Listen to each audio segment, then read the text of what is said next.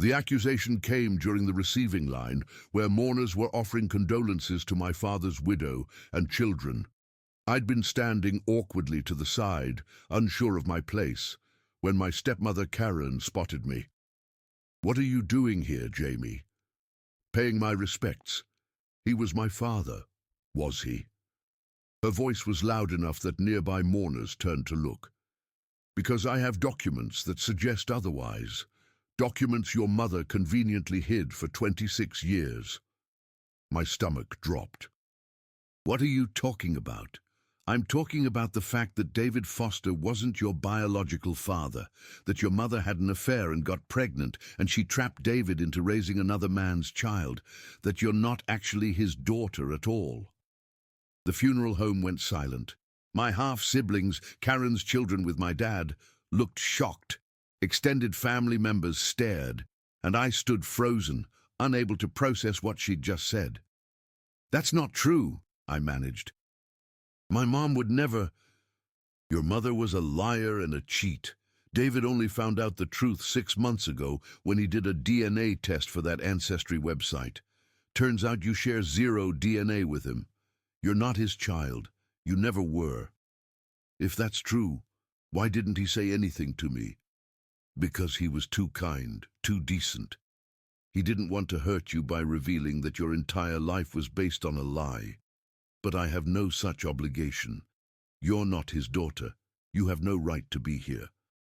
You have no claim on his estate. You're nothing but the product of your mother's affair and deception." "Karen, this isn't the time," my half-brother Tyler started. "It's exactly the time. She's been playing the grieving daughter, expecting sympathy, probably expecting inheritance. But she's not family, she's a fraud, and everyone here deserves to know that." I felt tears streaming down my face. "Dad raised me. Even if what you're saying is true, it is true. I have the DNA results. David wasn't your father, which means you need to leave, now, before you embarrass yourself further by pretending to mourn a man who wasn't actually your father." A man in a dark suit approached, 50-ish professional, carrying a leather briefcase. "Mrs. Foster, I need you to stop talking, right now." Karen turned to him, irritated. "Who are you?" "Gerald Morrison, your late husband's attorney. And you're making serious allegations that are not only false, but potentially legally actionable. Jamie, could you come with me, please?" "She doesn't need to go anywhere with you," Karen said. "She needs to leave. I want her out of this funeral home immediately. You don't have the authority to remove her. David's will specifically names Jamie as a beneficiary and requires her presence at the reading, which means she has every right to be here. More right, arguably, than you do, given what you're trying to do. His will was written before he knew she wasn't his daughter, before he found out about the affair. Obviously, it needs to be contested. There was no affair." Mr. Morrison's voice was steel. "And Jamie is absolutely David's biological daughter. The DNA test you're referring to, the one you apparently went through David's papers to find, was contaminated. The lab sent a correction 2 weeks before David died. He knew the truth. And clearly, he chose not to share it with you for good reason." Karen's face went from triumphant to confused to pale. "That's impossible. The test said—" "The initial test had a sample contamination issue. It happens occasionally with home DNA kits. Improper sealing, environmental contamination, processing errors. The lab re-ran the test with a fresh sample and confirmed that Jamie is indeed David's biological daughter. 99.97% probability of paternity. David received that correction 3 weeks ago, but he never told me because you'd already made it clear what you'd do with the information. David found the original contaminated results in the mail and was confused. He called me asking what to do. Before he could get the correction, you'd apparently seen the results and started talking about contesting his will, removing Jamie from family documents, protecting your children's inheritance.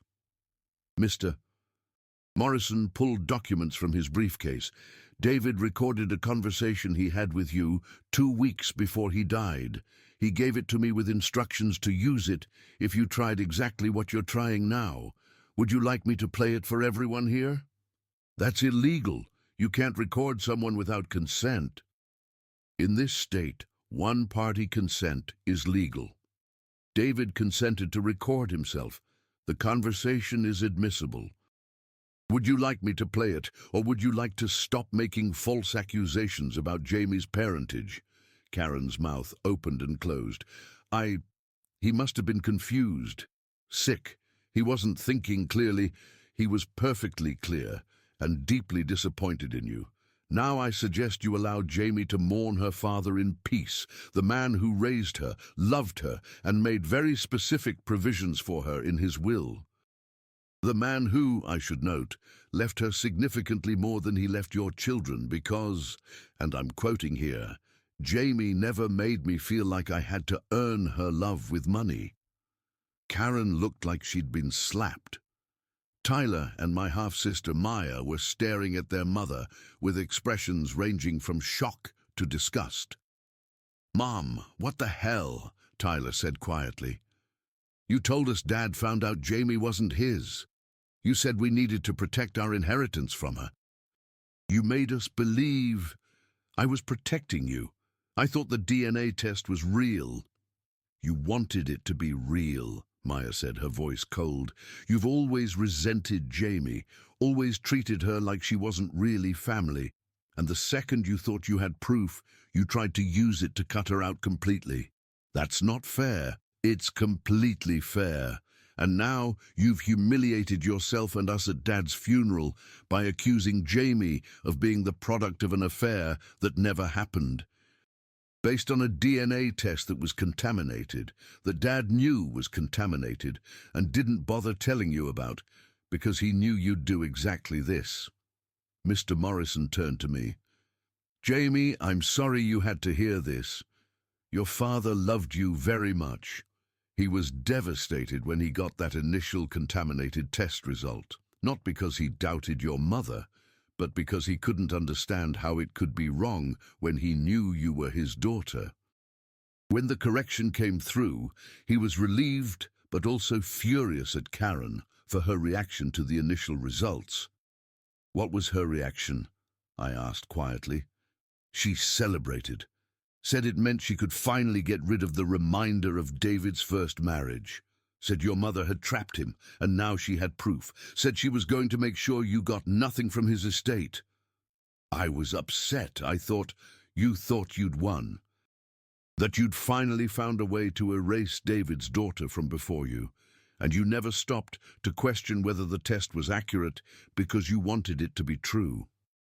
The funeral home had emptied during this confrontation. Most mourners had either left or moved into the chapel, uncomfortable with the family drama.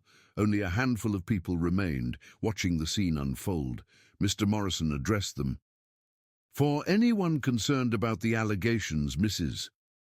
Foster made, Jamie is absolutely David Foster's biological daughter. The DNA test she referenced was contaminated and corrected. David knew this and chose not to share the correction with his wife because of her reaction to the initial results. Jamie is family. She belongs here, and anyone who suggests otherwise will be hearing from me." The funeral proceeded awkwardly. Karen sat in the front row, her face carefully blank. Tyler and Maya sat on either side of her, both looking uncomfortable and angry. I sat 2 rows back, feeling like I'd been hit by a truck. My father had done a DNA test, had gotten results saying I wasn't his daughter, had been in that space of doubt, even briefly, before the correction came through. And then he'd discovered that his wife, the woman he'd been married to for 15 years, had been excited about the prospect of cutting me out of the family. After the burial, Mr. Morrison asked the immediate family to gather at his office for the will reading. Karen clearly didn't want me there, but couldn't object after the scene at the funeral home. We sat in his conference room, Karen, Tyler, Maya, and me. Tyler and Maya kept shooting sympathetic looks my way. Karen stared straight ahead, her jaw tight. "Thank you for coming," Mr. Morrison began. "David left very specific instructions about how this should be handled, especially given recent events. He updated it 2 weeks before his death, after receiving the corrected DNA results and after recording his conversation with Karen." He opened the will and began reading. "I, David Foster, being of sound mind and body, do hereby make the following bequests. To my wife Karen, I leave $100,000 and the Mercedes she drives. This is far less than she expected, but significantly more than her reaction to my daughter's paternity test results deserved.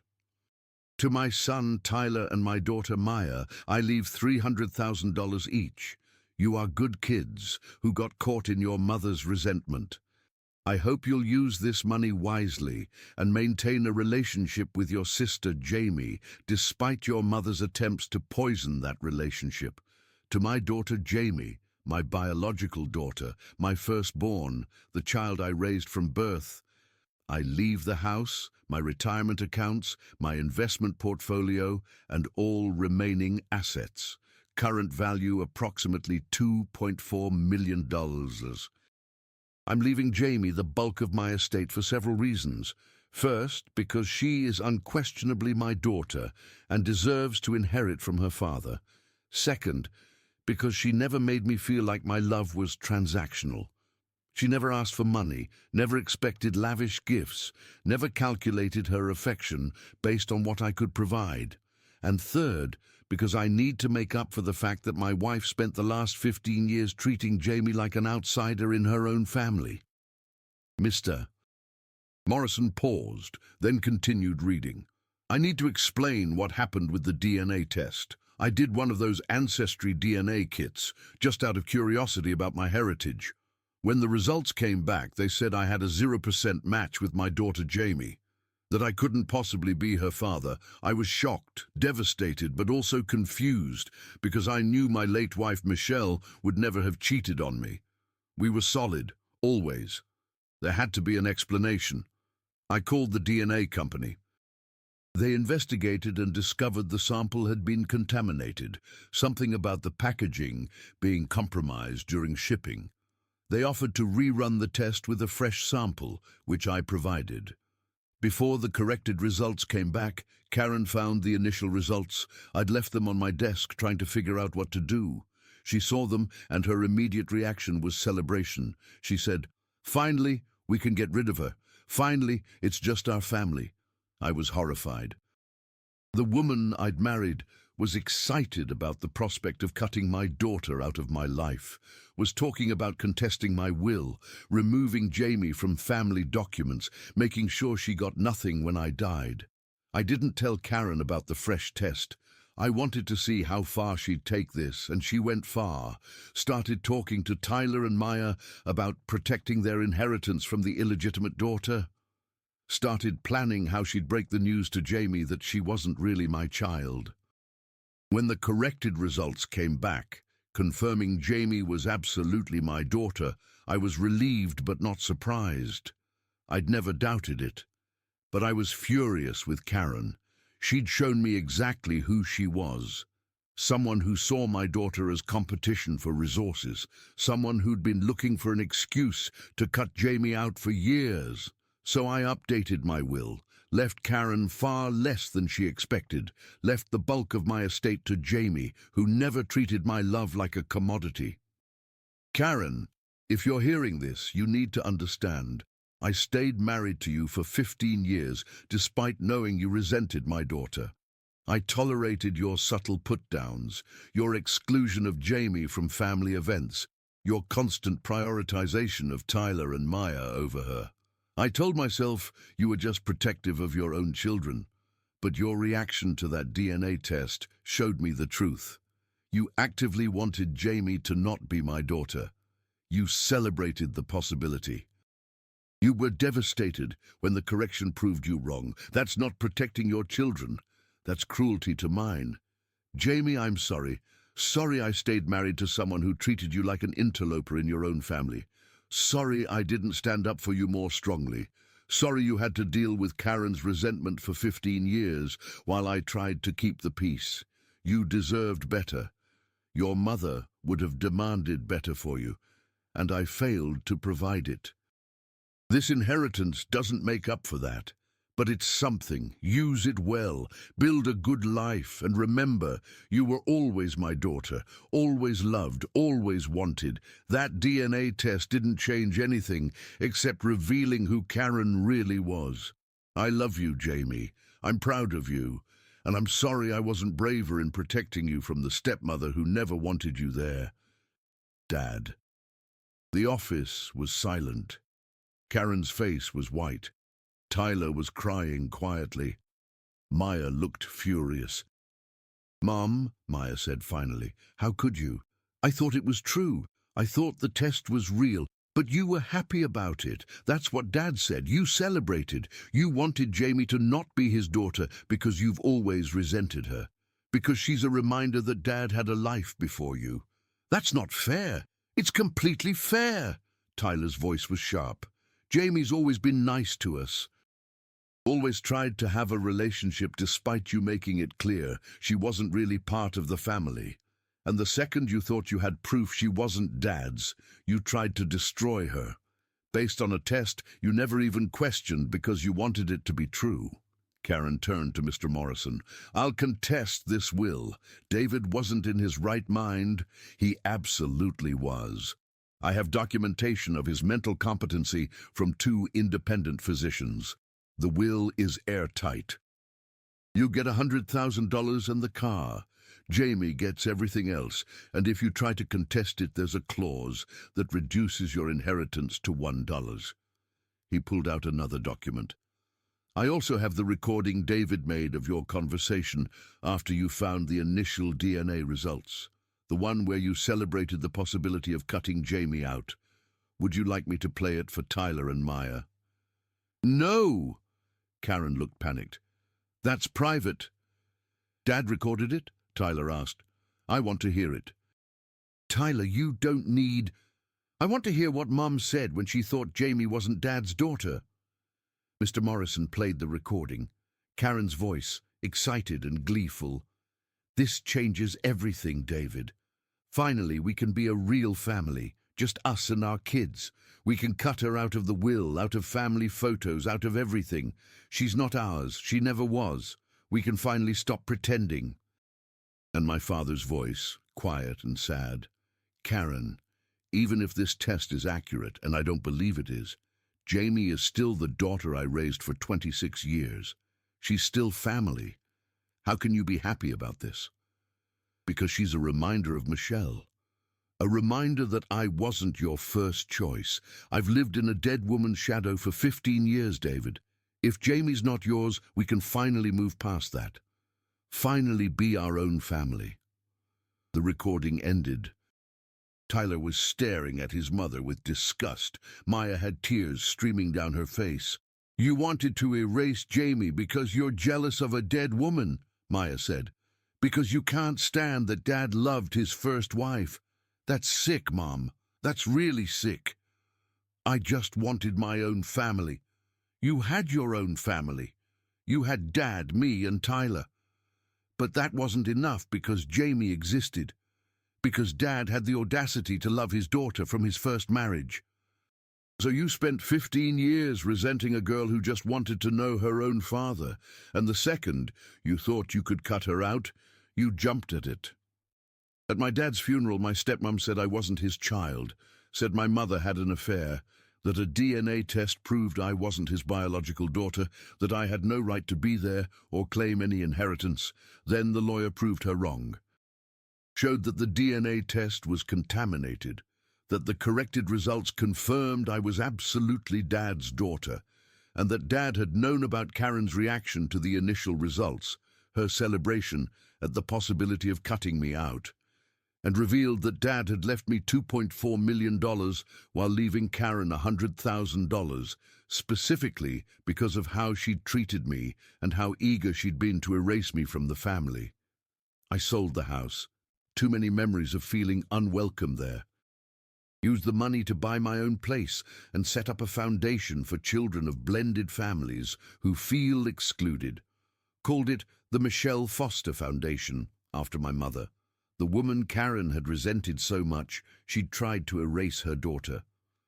Tyler and Maya both reached out. They apologized for not standing up for me more during the 15 years Karen had been treating me like an outsider.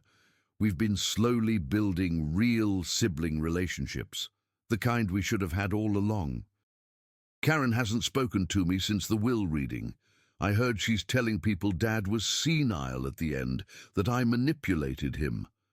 Nobody believes her, especially not after Mr. Morrison shared the recording of her celebrating my supposed illegitimacy. My father wasn't perfect. He should have stood up to Karen sooner, should have protected me better from her resentment, should have ended the marriage when he realized how much she hated having me around. But in the end, he did what he could. Updated his will to reflect the truth, that I was his daughter, that I'd always been his daughter, and that Karen's eagerness to erase me was unforgivable. At my dad's funeral, my stepmom said I wasn't his child. Then the lawyer proved not only that she was wrong, but that my father had known exactly who she was, and had made sure everyone else would know too. Sometimes the truth comes too late to fix the damage. But sometimes it comes just in time to prevent even worse damage from being done. Dad's will was the latter, a final act of protection from a father who'd failed to protect me enough while he was alive. It doesn't erase the 15 years of feeling unwelcome in my own family. But it proves that Dad knew, he saw it, and he did what he could to make it right. Sometimes that's enough. Not perfect, but enough.